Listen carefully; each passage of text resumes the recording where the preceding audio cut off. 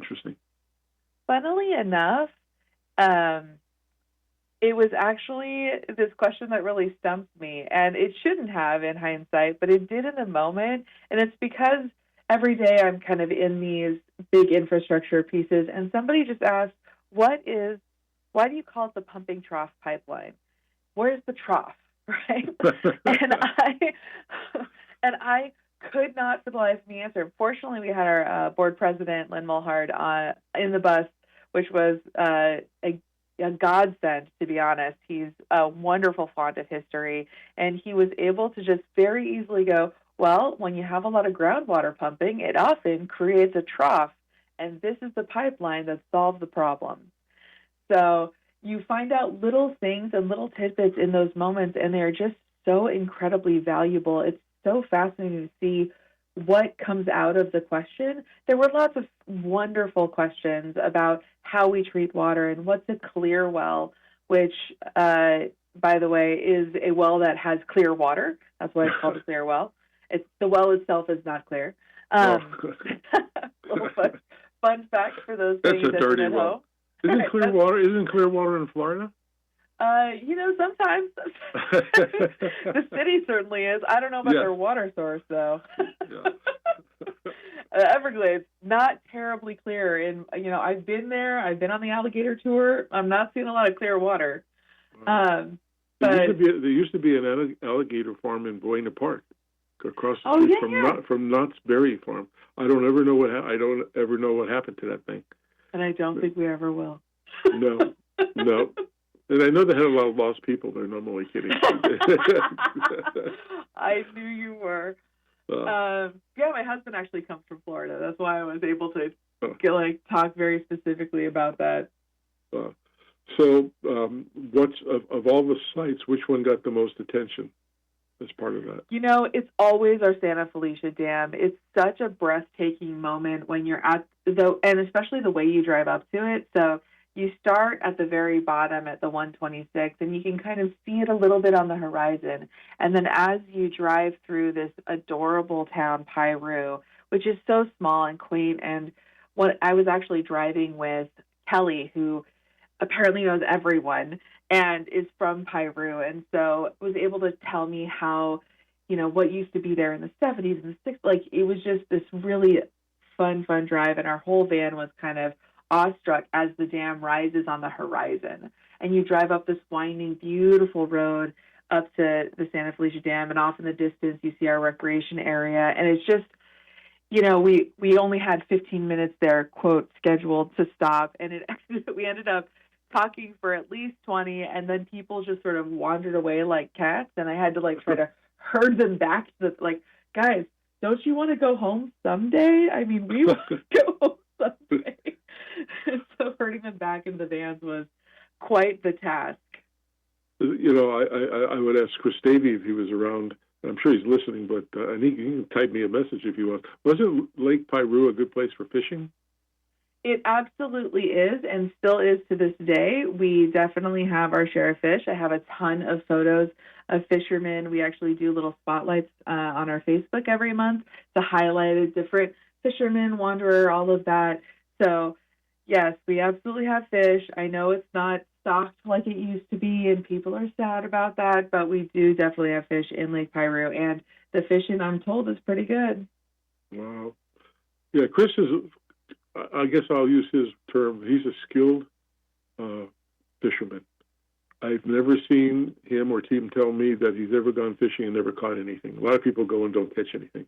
But he always sends pictures during the day. We should make him our field representative, since he's a leisure around and has nothing to do all day. But no, he has honeydews to do all day. But I think that would be a good task for him to do, and go out and check the snow levels and all of that stuff. I think he'd be good at that. If I can get him out of retirement, but I doubt it. Funny you should mention Chris. I actually received an email from him just the other day reminding me of this very special date, January 29th. No, I don't know anything about. I don't know anything about that date. Oh, you don't know anything about that date, huh, Rob? Is that a surprise? Happy birthday to you. It's Marilyn Monroe, everybody. Go ahead.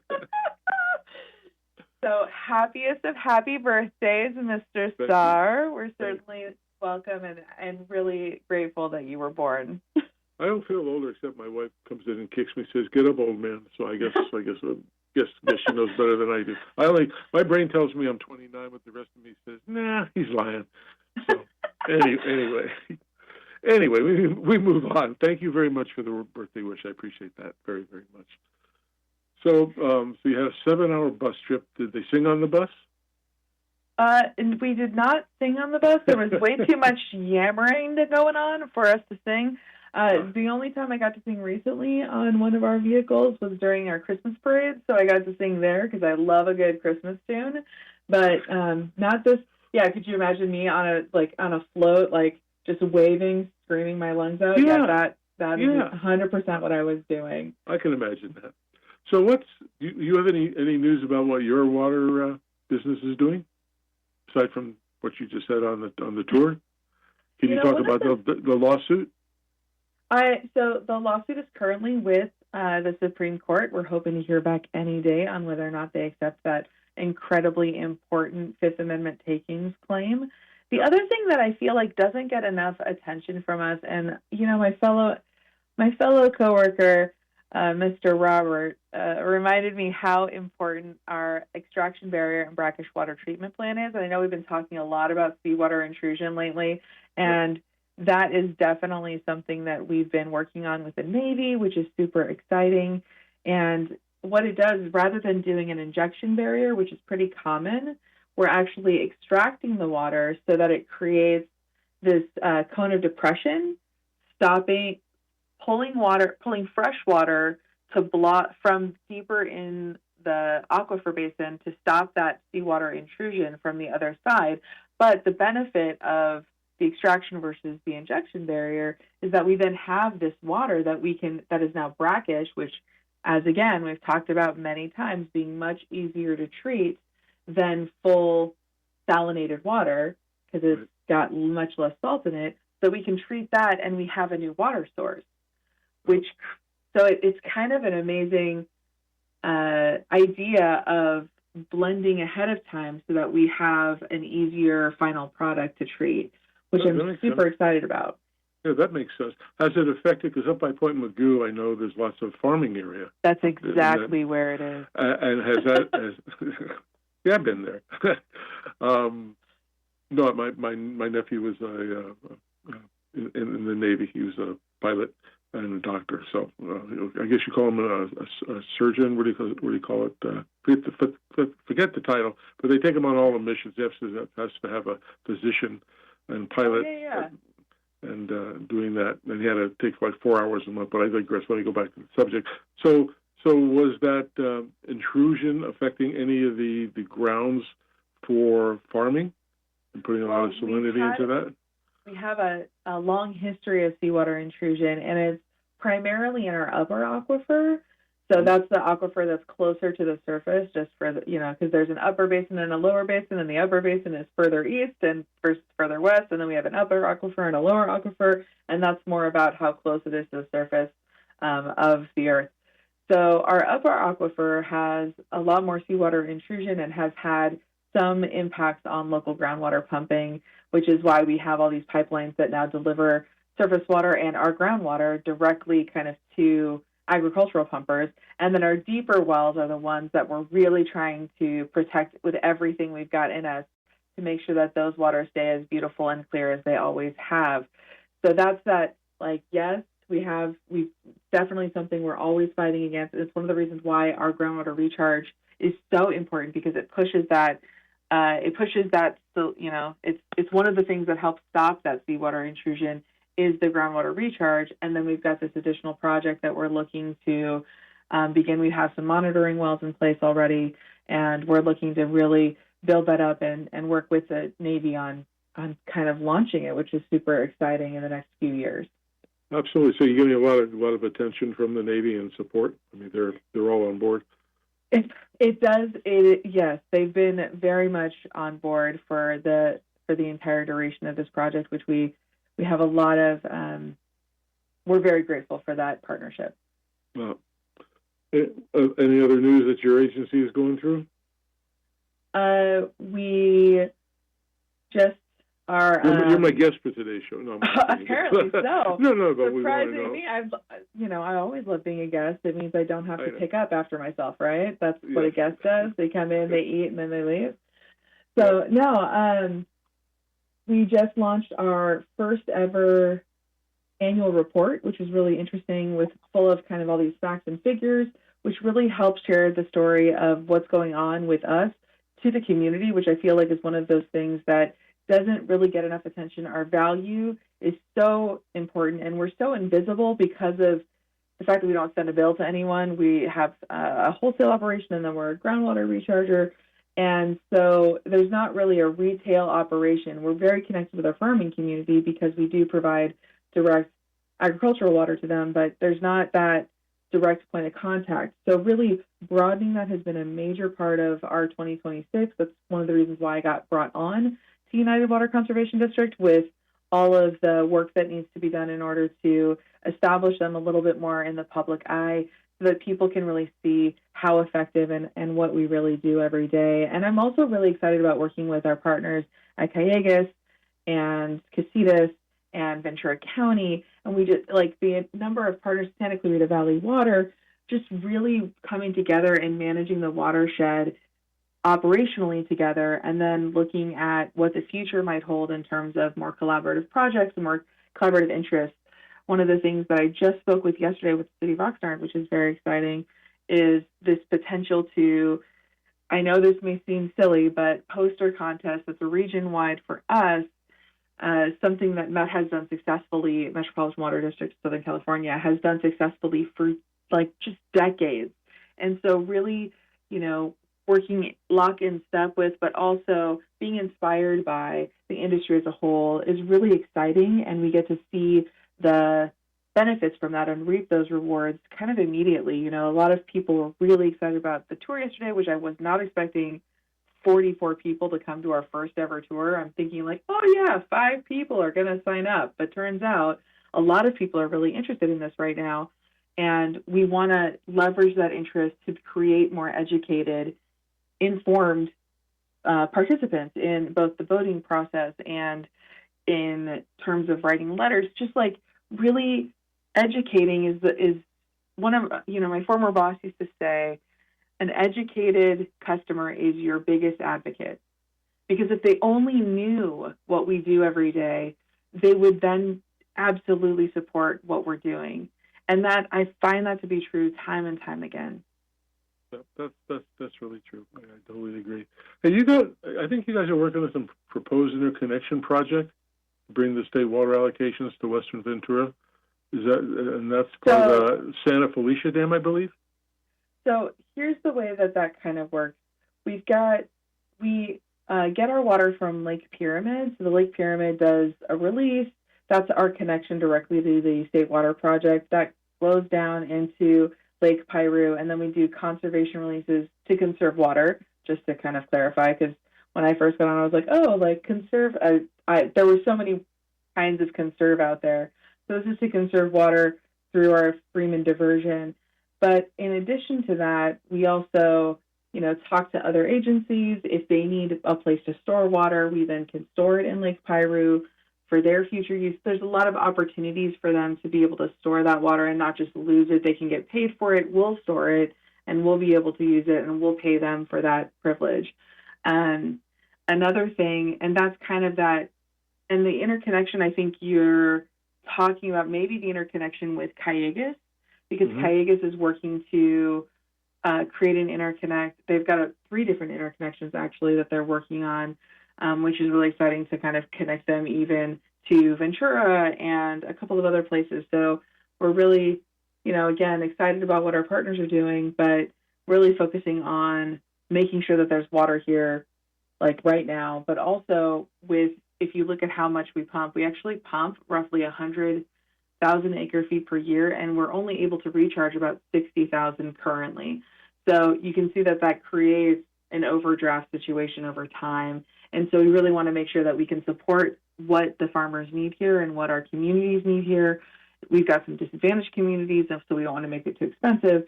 So we're really looking at how to marry all of those things together all of the time. Well, keeps you busy. Absolutely. Keeps me up at night is what it does.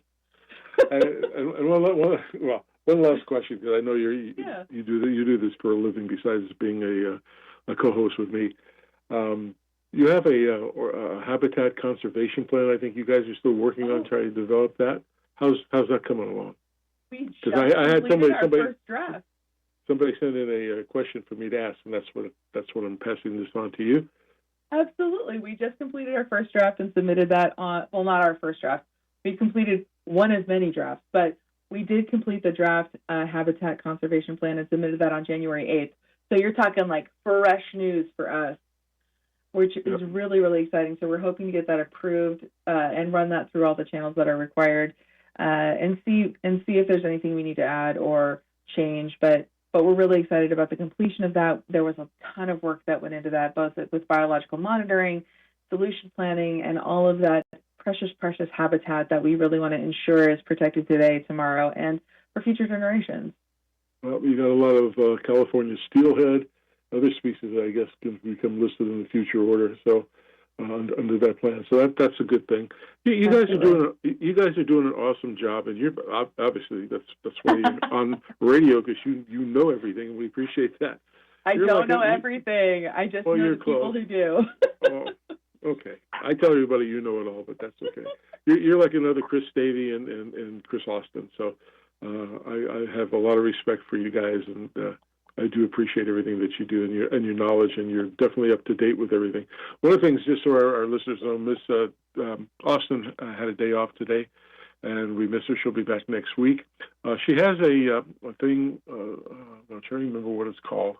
I'll go back here for a second. But they have like a book review that's done by Justin Cole, and it's a really neat thing where he reviews books about water, and it's pretty cool. He goes through it and tells everybody what it is. It's called The Water Shelf, is what his portion is on her website, which is www.mavensnotebook.com. And it was created by Justin Scott Coe. He's dedicated in the growing field of water literature. He puts in news. He reviews a bunch of different books. And it's really awesome. I've taken a couple books that he's recommended to read, and I really enjoy that. But he does this all the time, and that's one of the things that she takes care of on her blog.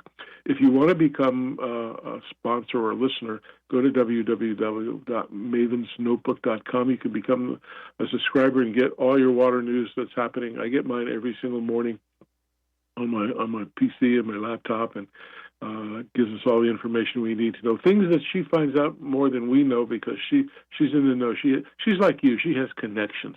She knows somebody who knows somebody. I got a guy who knows somebody. She knows that, and she's really good at that. And you can also become, for those of you listening, if you want to become a little sponsor of her and throw some shekels towards her, she would certainly appreciate it. She's a one-person operation, and I always say every show, I don't know how she does it, and all the typing, all the reports she has to put together. I don't know how she sleeps. I don't know if she does. But anyway, and Justin's latest book, Body in a Barrel, that's his season 3 on the Water Shelf podcast. So he got to be able to interview Aaron Mead, the author of Body in a Barrel, a Las Vegas Mafia crime novella. So even though it's related to work, doesn't mean it isn't spicy. We love that. We love that for us. He has a friend that knows somebody. Let's just hope they're not swimming with the endangered species. No. Yeah. You probably shouldn't tell them where he works in case they want to find him. So, no, Justin, I've known Justin for 20 years. He's a super guy. Heads up a water agency himself. Very knowledgeable, PhD guy. So he's no dummy, and he's a good friend, and we appreciate all the things that he does. And anyway, so check that out when you go to mavensnotebook.com. It's free. Get all this data. We're going to take a little commercial break, and then we have some special guests that we want to bring in. And so we'll be back in just a few moments, so stick around.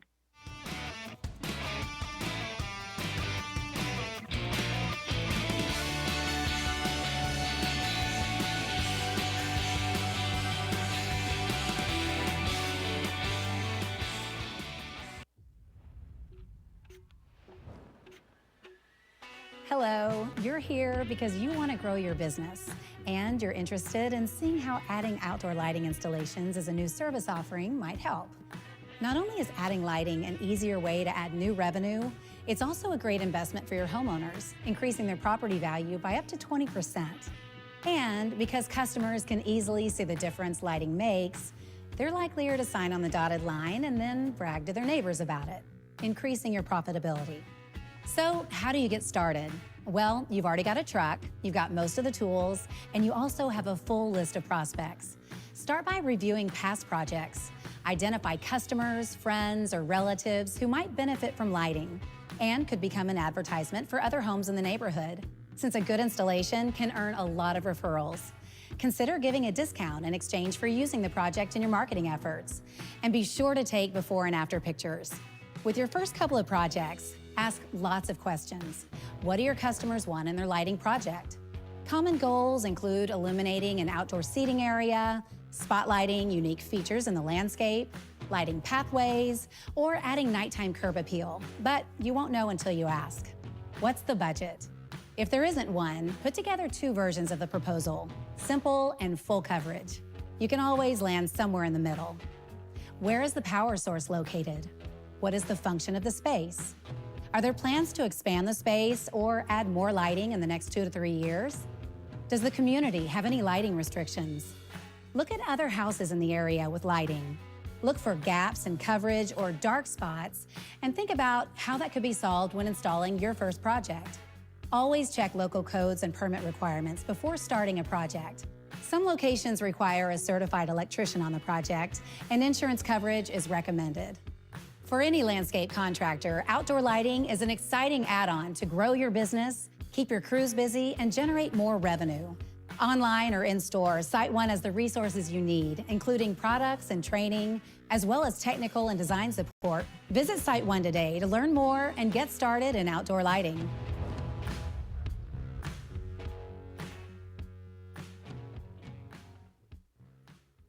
Water is one of the biggest expenses for communities, HOAs, universities, golf courses, and resorts. So keeping those costs under control, especially when rates are increasing while water supplies are being reduced, are often essential to a customer's survival.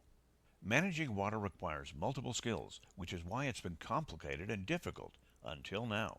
AquaTrack brings multiple skills and technologies together to help large system users conserve outdoor water and improve the health of their landscapes. AquaTrack's professionals are certified landscape water managers and certified landscape irrigation auditors. The company offers audit services, upgrade advice, technical expertise, and water use monitoring.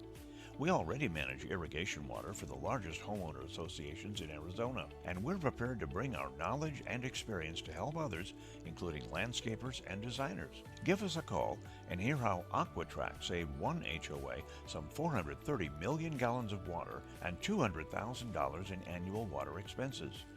AquaTrack is Arizona-based, and you can reach us at 623-594-8689. That's 623-594-8689.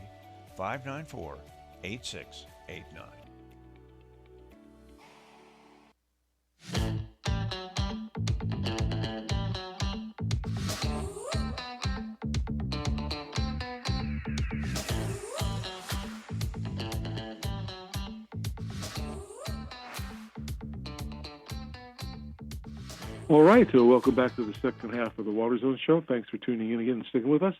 We have some really great guests on, and just so most of you who listen to the show regularly, we've been doing a series about produced water, and have like about 7 shows that we've done, and we want to continue to follow the story from start to finish because we think it's an important thing that they're working on. And I got 2 really nice gentlemen on the phone, and they're more than just nice; they're very smart. I call them brainiacs.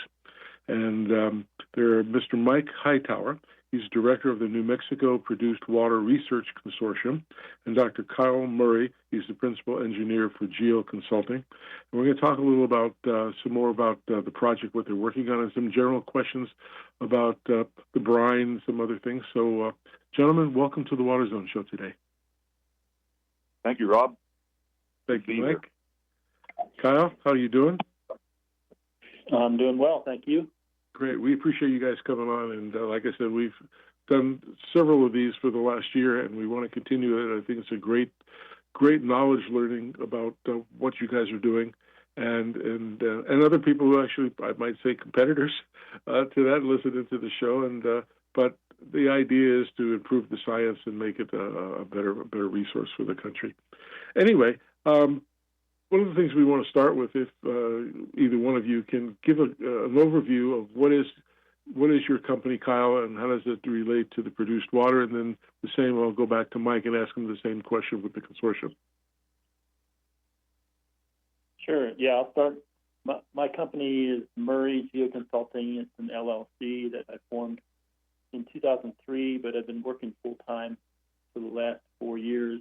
And my specialty is to characterize produced water for what I call elements of interest and try to identify resources within the U.S., domestic U.S. boundaries where we can produce and recover and extract elements that we need for our economy and potentially profit, create a profit stream or revenue stream for the operators that are already bringing that produced water to the surface.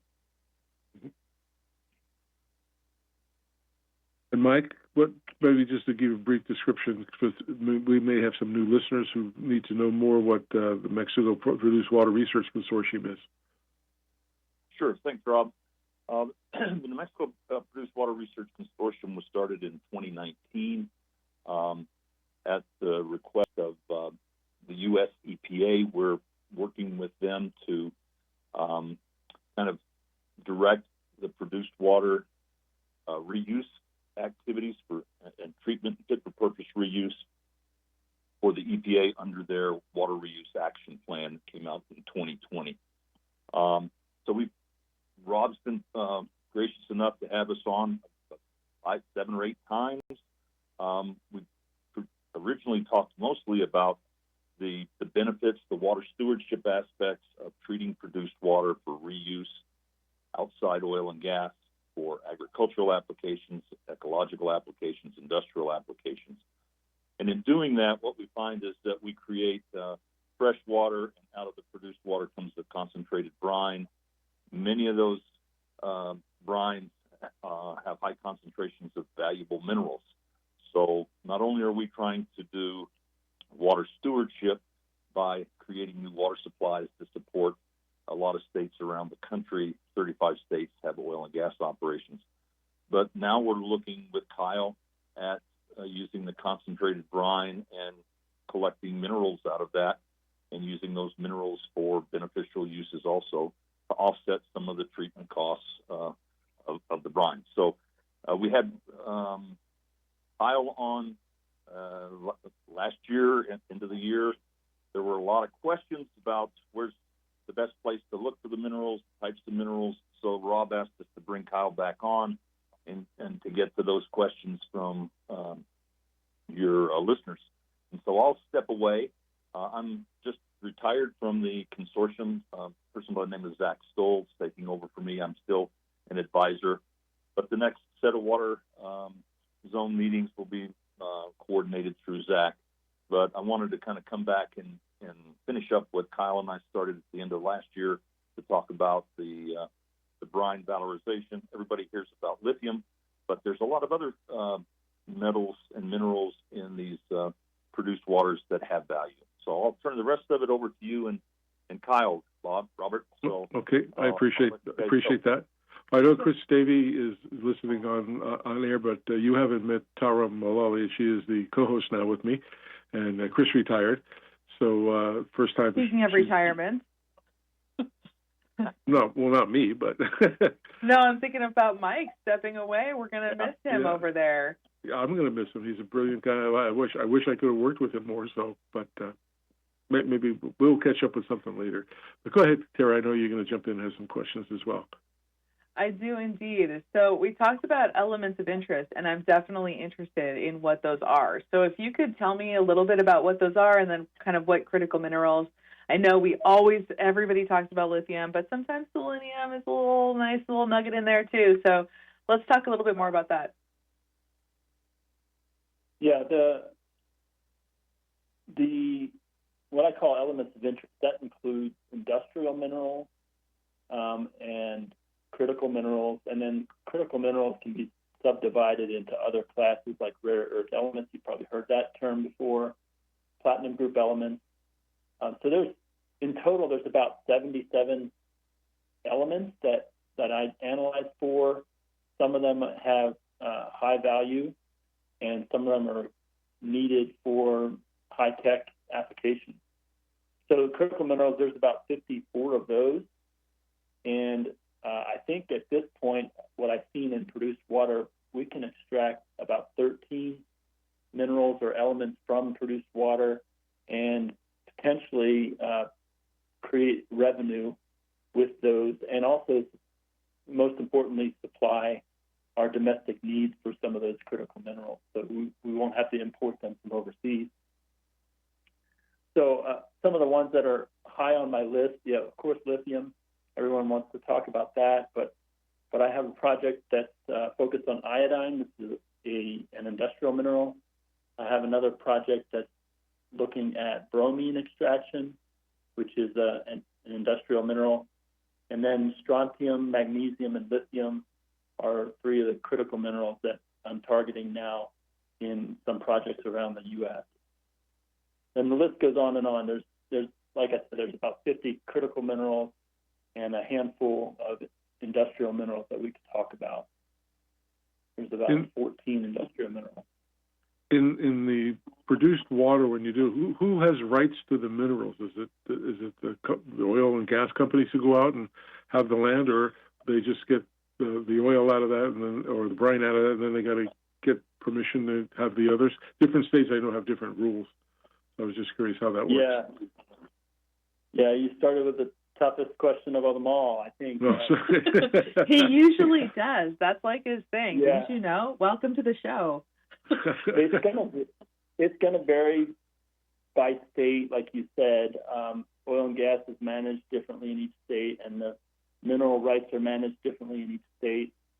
And this is kind of a new thing to look at the minerals and extract them from produced water, which is managed or processed by multiple different entities. So there's the landowner, there's the mineral rights owner, there's the lease, the oil and gas company that's leasing the land. Then they can hand it over to another company that's going to transfer the water to a disposal well.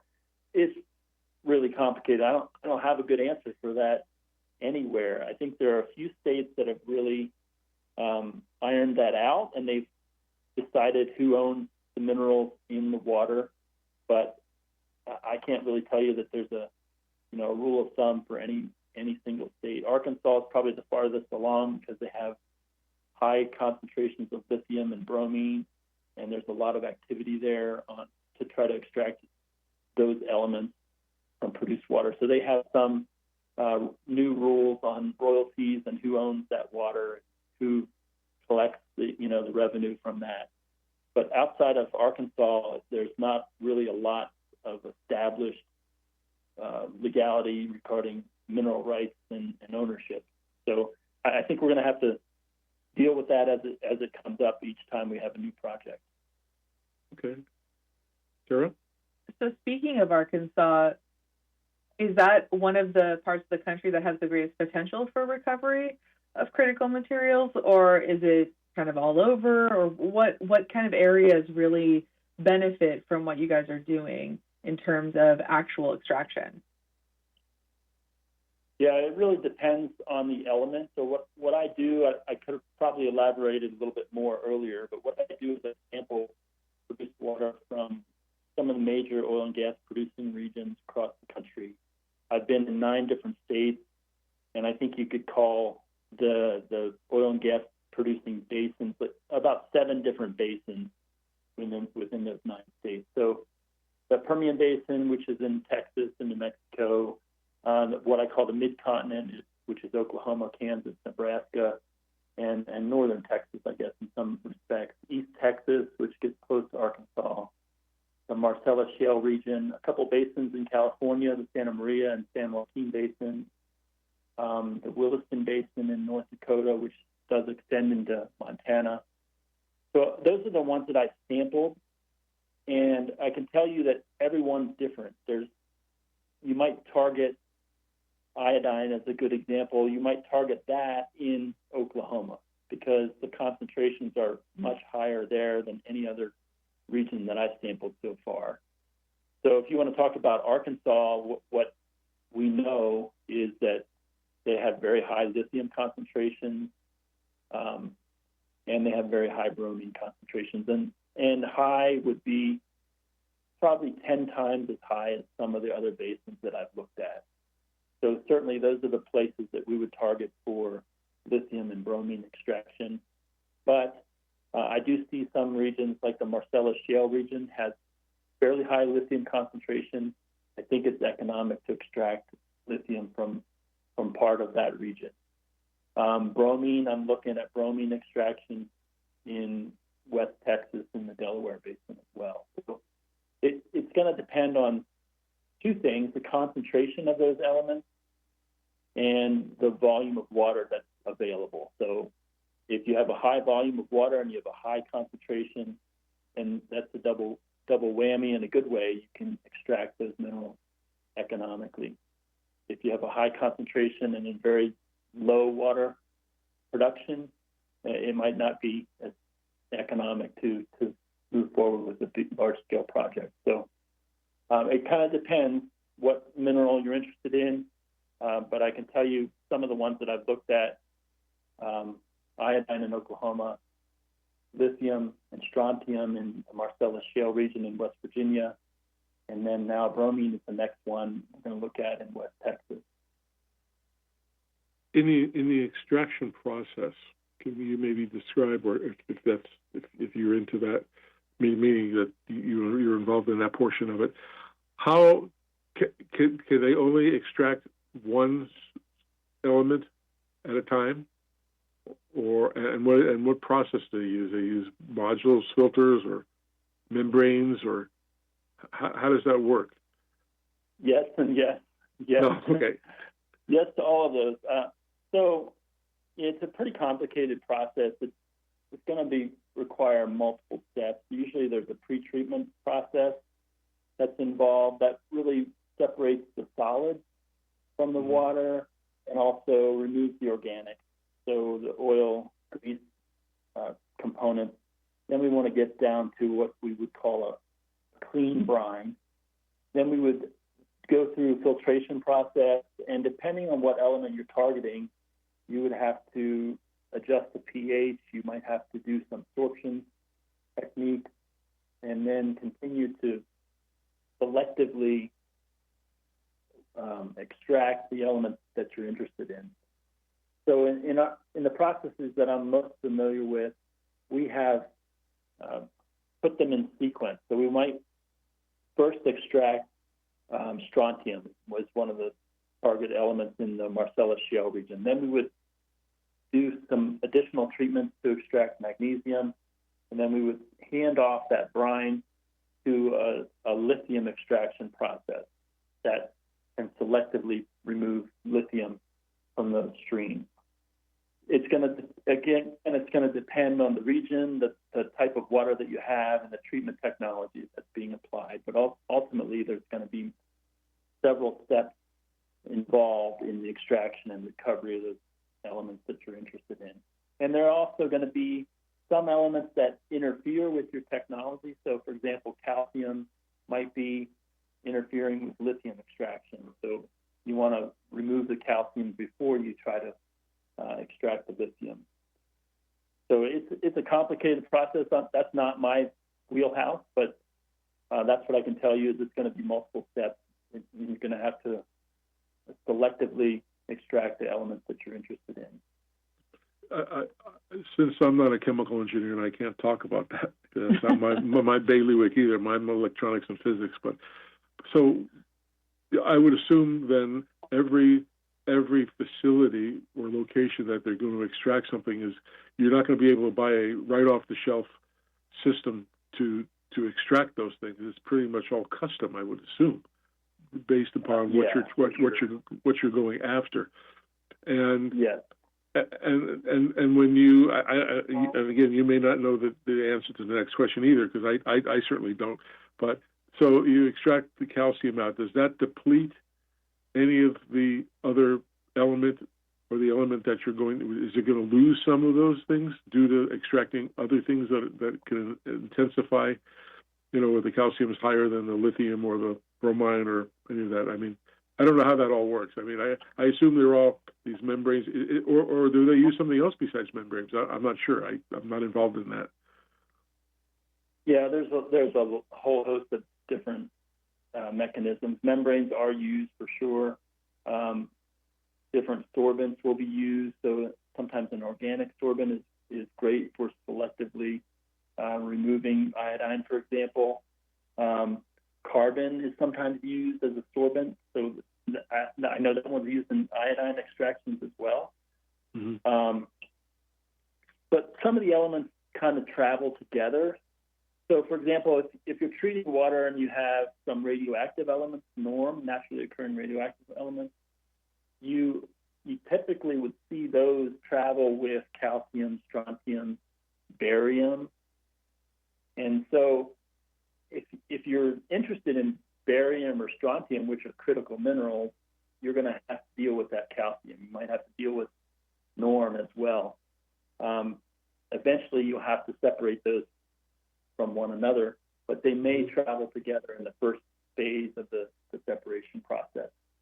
So, again, it's going to be a complicated series of different technologies that lead you to extracting what you're desiring to extract. Okay, so so I'm hearing you talk about a lot. It requires you to sort of know what you're going after, but also be in the right place to get the thing that you need if you want that thing. So I'm wondering how you determine what area you go to for the thing that you want versus like you go into an area not knowing what might be there. If you understand my question. It's a little complicated. Just like this process is a little complicated.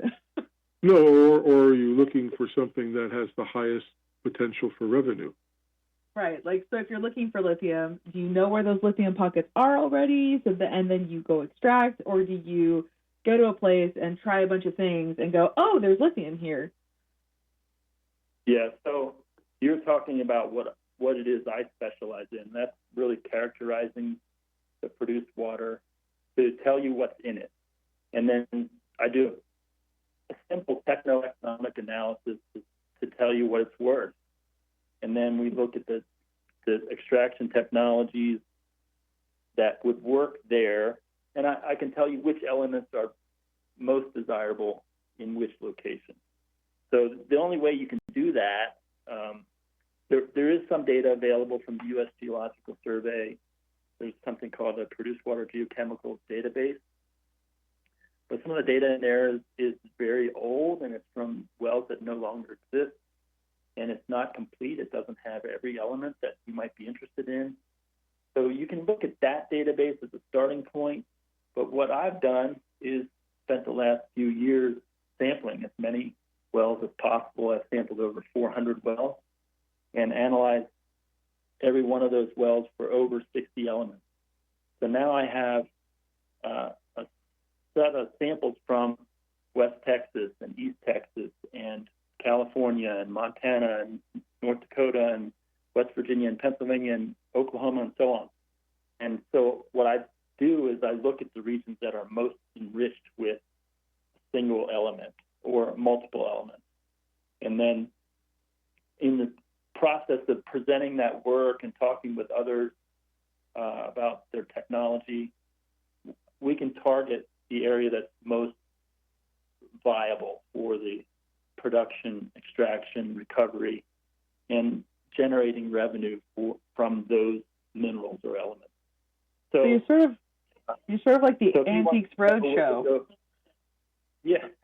So if you wanted to know where you would target lithium, I could tell you, of course, Arkansas would be a great place, but the second place I would go is West Virginia. So that's what I'm doing now, is working on a project to extract lithium from Marcellus Shale region water. if you wanted iodine, I know exactly where to go. I can tell you which wells to go to. So it's just a process of collecting that data, building a database, sharing it with others, getting access to more wells, doing more sampling, doing the simple techno-economic analysis. And, the price of those elements varies over time as well. So lithium was a very high value in 2022, and it's dropped off in the last few years. So that shifts, the economics a little bit. But ultimately, you're still going to target the regions that either have the highest concentration or they have a relatively high concentration and they produce a lot of water. So those are the things that I look at. What are the concentrations? What's the water production? And it needs to be accessible to transport a product. If you can generate a product, you have to be able to transport it to a facility that's going to utilize that product. Yeah. I would think they would go after. I mean, me as an electronic guy, I would think they'd go after something like gallium arsenide, if they use those in devices for microwave frequency ICs and LED emitting diodes, solar cells. I can think of some other things. I mean, there's got to be a worth in that. I mean, those are used in real high-speed electronic stuff for transmissions and things. I would think that would be a valuable thing. Is that one of the critical elements you would consider or not? Yeah, gallium is on the list, but I can tell you that it's very hard to detect in produced water, so the concentrations must be very low. It's never jumped out on my charts that I create. I'm trying to look at one right now.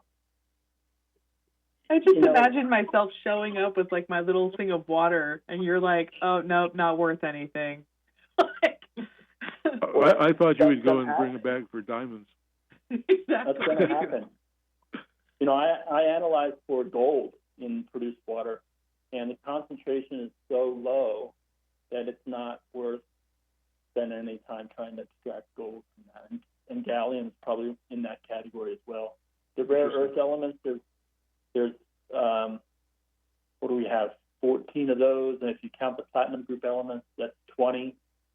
Those we really need to find a domestic supply for rare earth elements, but I can tell you, based on what I've done, it's not going to be coming from produced water, I don't think, unless it is ultra concentrated and it's already been treated.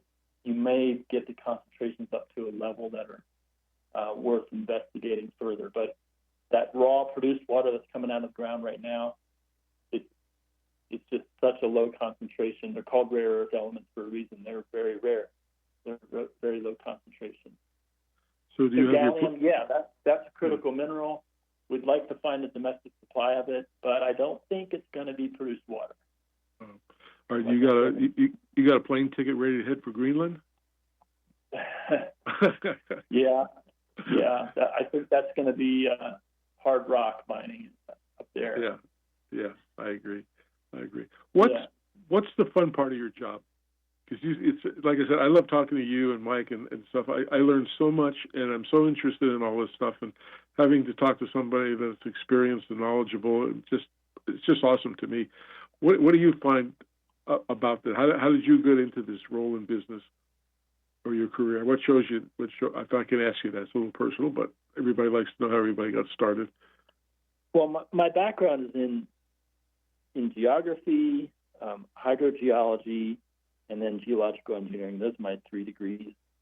And what I like about my career and what I do now is that I try to look at problems that have a big footprint and try to take data sets that are pretty complicated and simplify them in a way that anyone can understand it. And so I think that's what I'd like to do now is I collect these data, these samples, run them through the lab, look at the concentrations, I track the commodity prices, I try to make sense out of it so that anyone can understand. So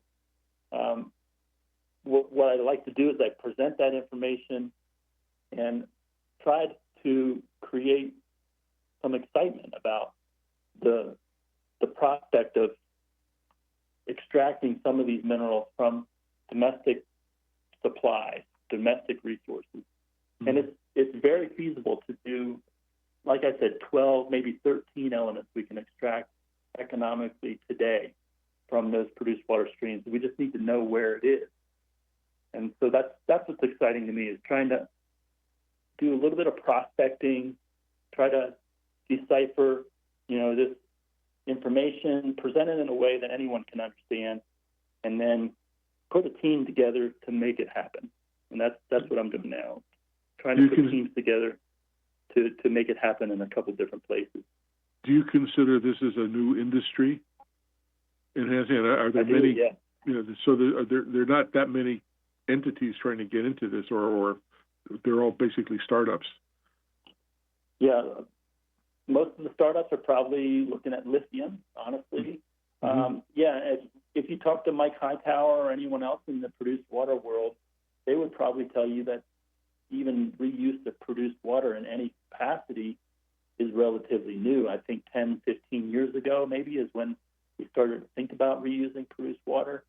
And so I'm just, putting another level onto that. What can we get out of the water now? Iodine's been extracted from subsurface brine for over 50 years, so that's not new. But thinking about the rest of the elements certainly is relatively new in the U.S. Yeah. Well, it sounds like I said, ever since we started with Mike and the consortium discussing these things, it's people don't know about this. I mean, this is a whole separate little industry and business.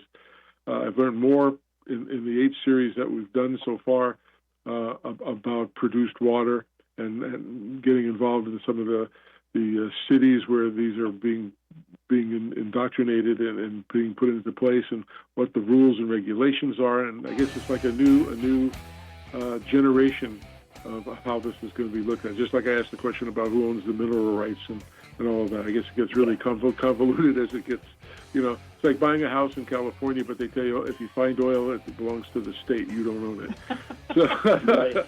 So there goes a couple mil a year that you thought you're going to get. You're not going to get it. So, but yeah, it's I'm just fascinated by this. And like I said, I love talking to you guys like you, and I appreciate the time that you guys take to come on the show. Are there any other new projects, Mike, that I know you're passing the baton, but anything you can tell me before I bring your other buddy on the show who's taking over? So we have a lot of things going on, Rob.